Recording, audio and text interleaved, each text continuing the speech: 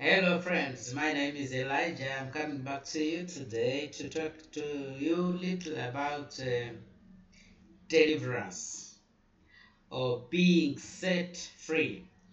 And together allow me to read quickly from the book of Mark chapter 11 and verse 1 to 9. It says, as they approached Jerusalem and came to Bethphage and Bethania, at the Mount of Olives, Jesus sent two of his disciples, saying to them, go to the village ahead of you, and just as you enter it, you will find a colt tied there, with no one has ever ride.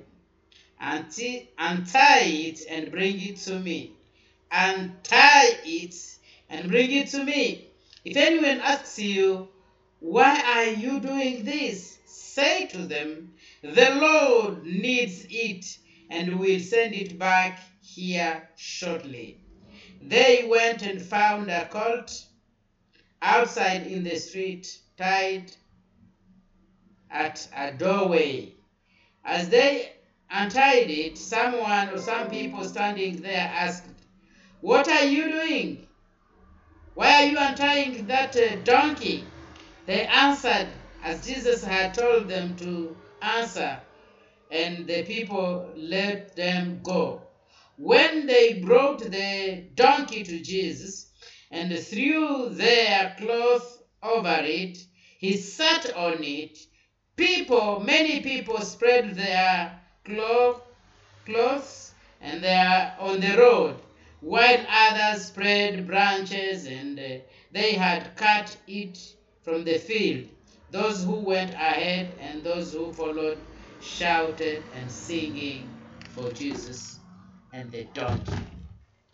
So I want briefly to discuss with you about this story that we all know, the story of a donkey. A donkey which was born, grew up, and found itself being tied somewhere.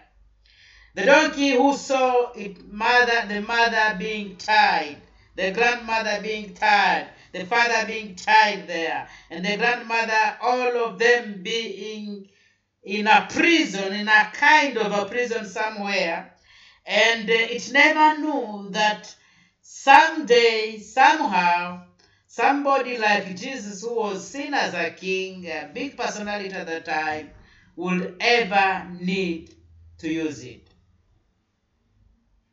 Now when Jesus went, when they were approaching Jerusalem, the Bible says that he sent some of his disciples and told them, go into the city, and as you enter the city, you will see a donkey which is tied somewhere, and untie it. And if someone asks you, why are you untying this donkey? Tell them that the master, that the Lord needs it. And this is my message today, that each and every one of us was created as a special human being. We were created to do something in this world. We were created as an answer to a problem on this planet Earth. But when we came here, the situation that we found ourselves in, sometimes based on the nature, sometimes based on what human beings around here have made us to become, we found ourselves in an awkward situation where we don't have much maneuver.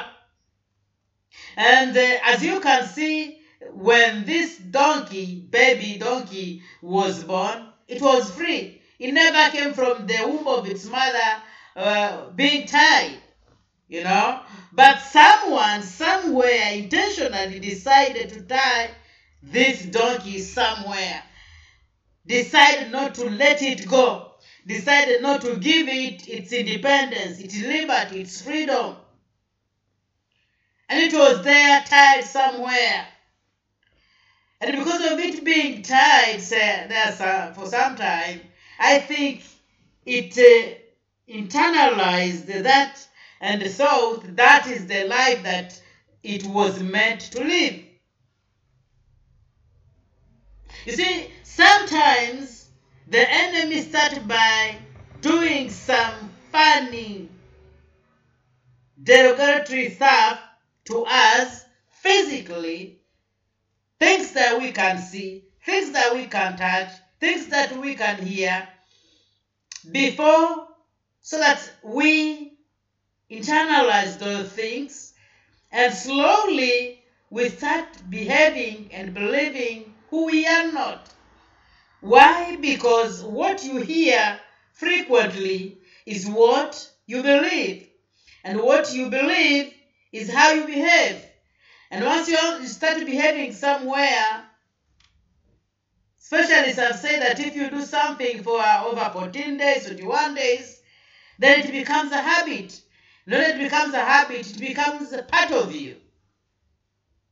So some of us, some of the things or some of the situations that we have found ourselves in are situations which were not meant to us, but which we have internalized, we have believed it, and it has become part of us, and it has stopped us from using our full potential, from being who we are supposed to be, from doing what God intends us to do on this planet Earth.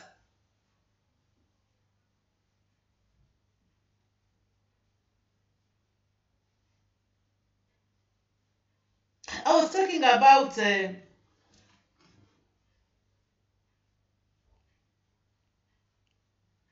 psychologist. This psychologist had his farm where he had so many animals, and then he had this goat. And as usual, he started tying that goat somewhere for a period. And then every time that goat wanted to do some movement, arriving at a certain point, it couldn't go any longer because it was tied over there. When it goes this way, at arriving at a certain place, it was blocked. This way was blocked. This way it was blocked. And then it formed a kind of a circle there. And every morning it was tied there. And then this animal, this goat, started internalizing, started believing that it was meant to be there in that circle and not outside the circle, in that box and not outside that box. There are some people who have confined us in a particular box that we can't even think without that box, because we don't need it in the first place. You can see that this got created because of that narrative that was there. It created a kind of a box, and even if the God would think a little bit more, it will only think within or a little bit outside this box. But could we say that it is not even important to have this box in the first place?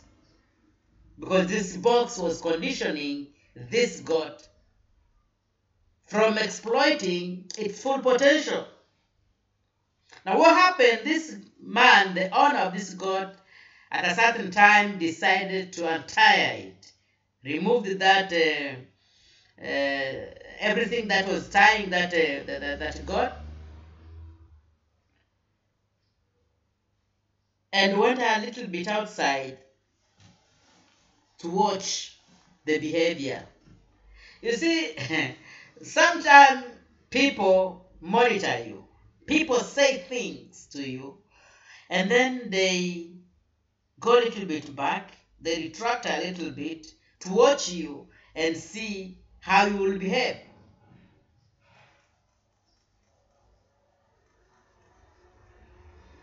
Unfortunately, in most cases, we sing exactly their song. It can be political enemies. It can be business competitors. It can be even family members. It can be our countrymen. It can be our tribesmen. It can be anybody who is your enemy and who does not want to see you succeeding, and then they put you in a certain condition, they sing a certain chorus to you, they put you in a certain situation to see how you will behave.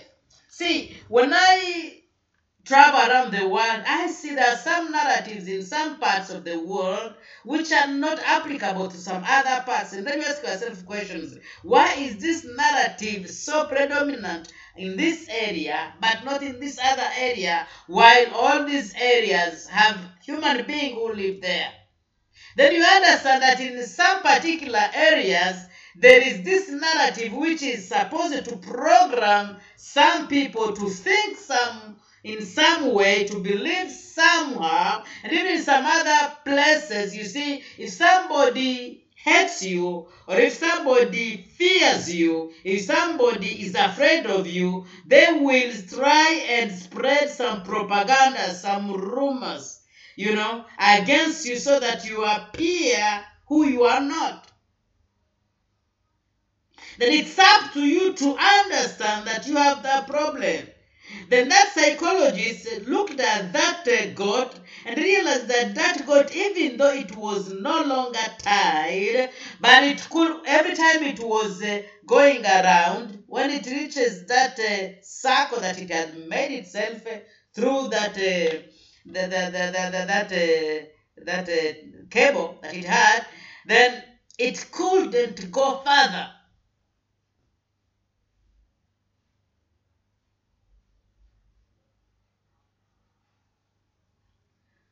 No wonder sometimes we see people who have lived in a certain situation for a longer time, even when you try to change their situation, they still remain the same. And some people would say, then you can change a monkey from one forest to another, but the monkey remains the monkey.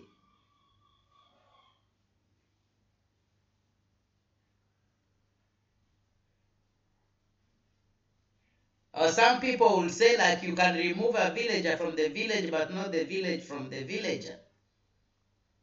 Which means this person have been conditioned somehow to live in a particular life, even when they are no longer physically in that area. They continue thinking in that way because they were conditioned to live somehow, and they are not ready to open up their mind to explore and to exploit all their full potential.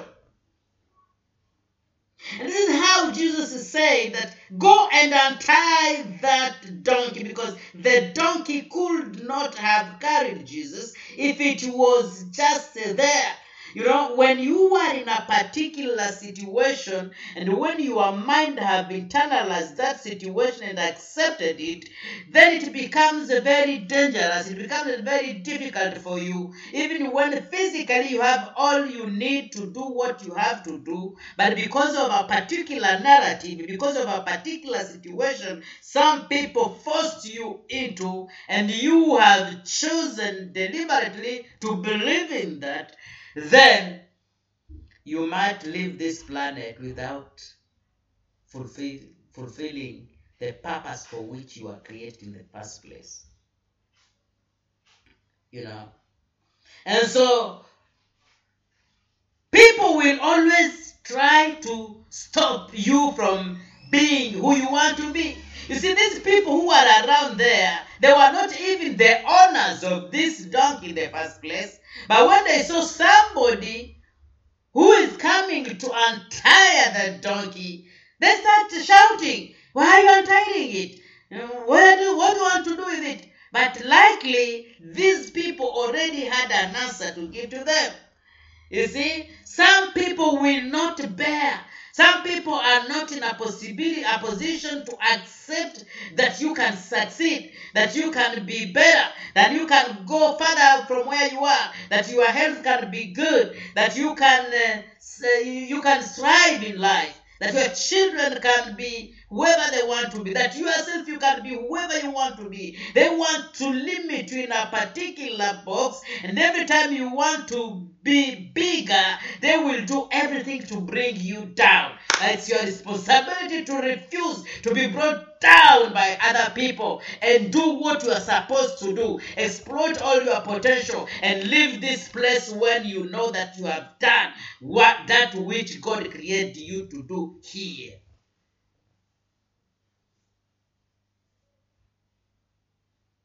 The donkey was released, and before it knew it, people have put clothes everywhere. Others who didn't have clothes, they have taken some leaves and have put it. And Jesus, the donkey was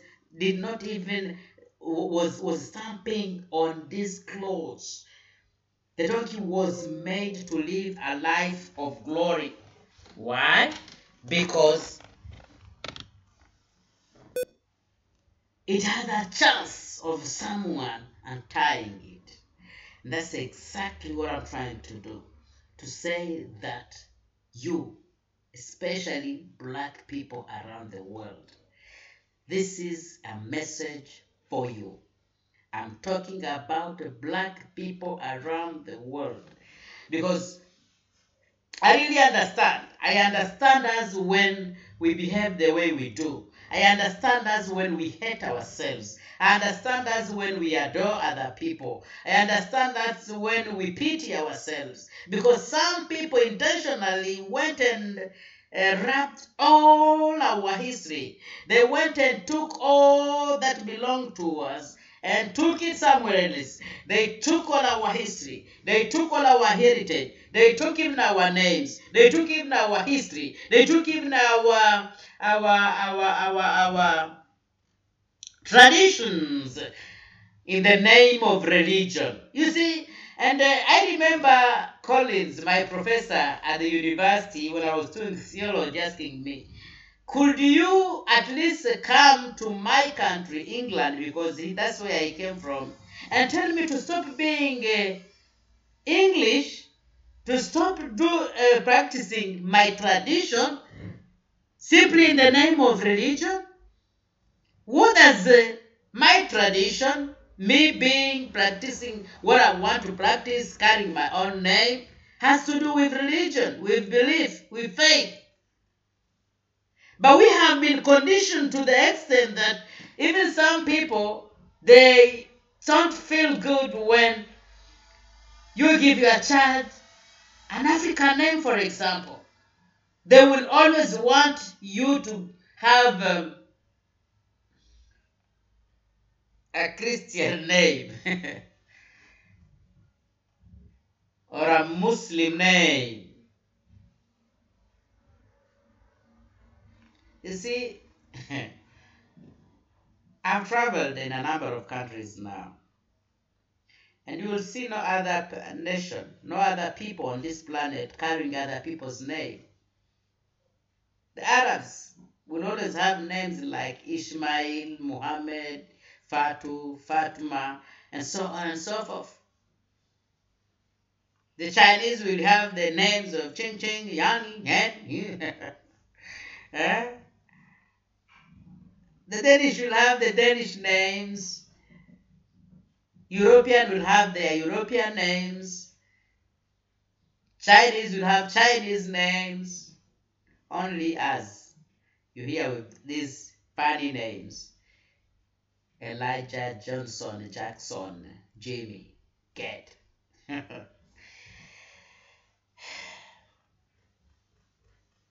And even speaking other people's language.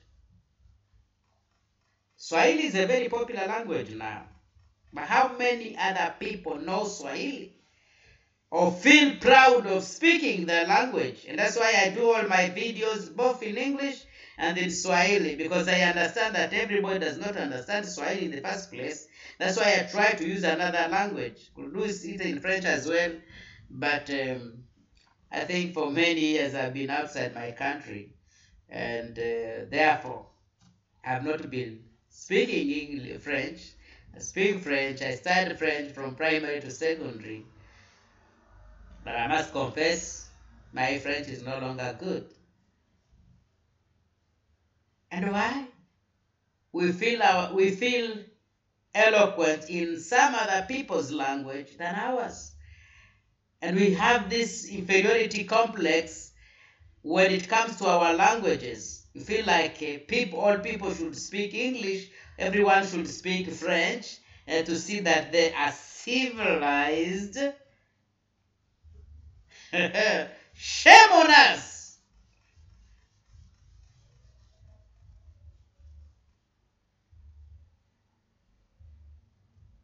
That day, the donkey stomped on people's gowns, on people's suits, on people's shirts, on people's trousers, on people's clothes, carrying Jesus, and people around praising him, people around chanting praise songs.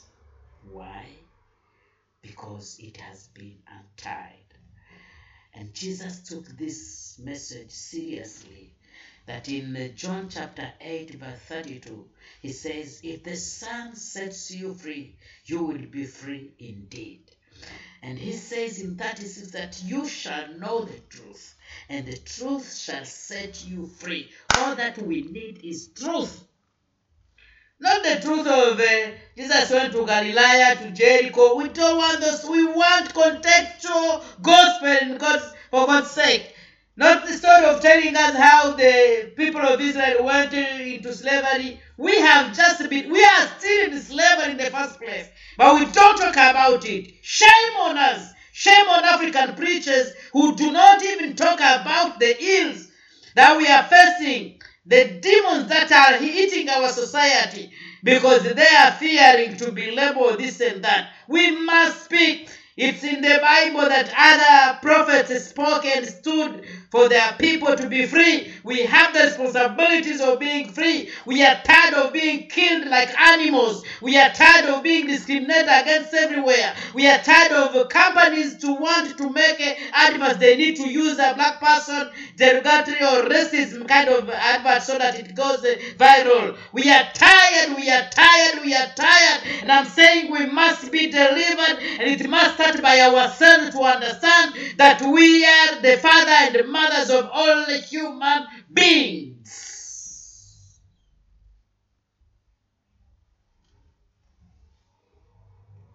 That we are more than capable, that we are more than conquerors, that we are able to do whatever we desire to do, and we don't have to be like other people. We need to be ourselves.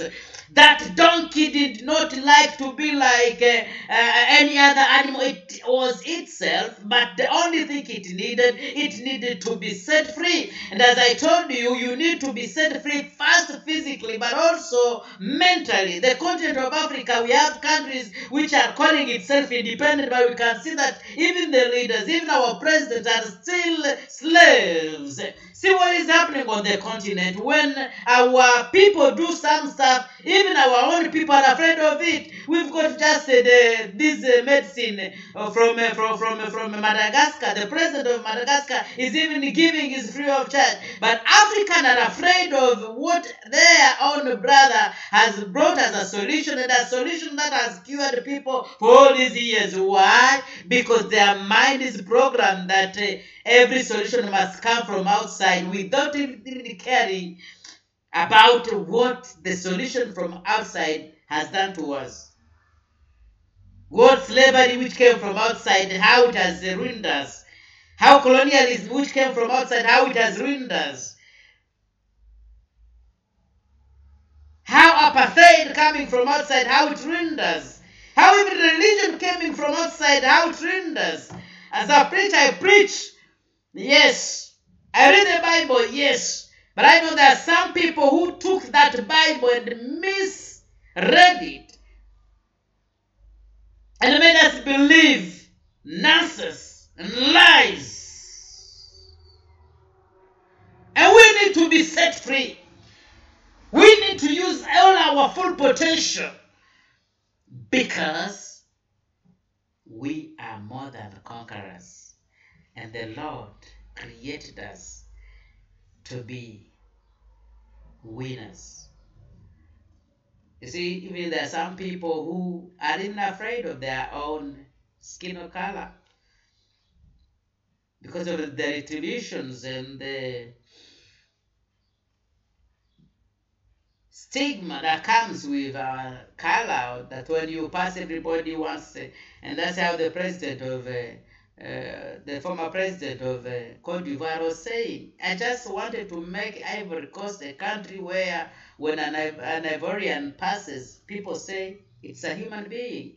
In other words, he was saying today, when Ivorian or African or a black person passes, some people do not feel like it's a full human being.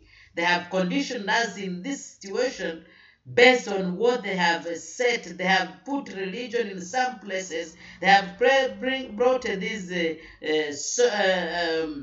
main media, mass media as we call them, to sing a certain song, to make people believe in a certain way about our race, to spread lies about us.